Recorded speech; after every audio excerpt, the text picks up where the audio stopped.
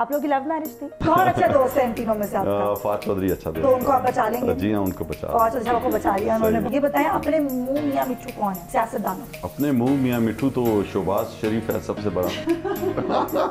अच्छा मरीम नवाज साहब को क्या मशवरा देना चाहेंगे? उनको क्या हो, इतना झूठ बोलती हैं। कोई मशवरा जल्दी से। मशवरा यही है कि झूठ भी तरीके से बोला जाता है, जिस तरह ये झूठ बोलती हैं पूरे पाकिस्तान को पता है। नहीं, अरेंज मैरिज। तो आप लोग रिश्तेदार थे? नहीं, मैं तो, हमारी फैमिली एक दूसरे को नहीं जानते थे। अच्छा। तो मामा को किसी ने बताया था, फिर वो गई, तो बस उसी दिन ही उन्होंने एकदम ही जो है ना, अच्छा, वो कहा कि बस मुझे तो लड़की पसंद आ गई है। अच्छा। तो ना मैंने देखा था ना इन्होंने मुझे देखा था, तो बस फिर वो मामा ने बात तय कर दी। तो भाभी आपकी पहली और आखिरी मोहब्बत है? बड़ा मुश्किल सवाल पूछा है आपने। मैंने कहा पूछ लो।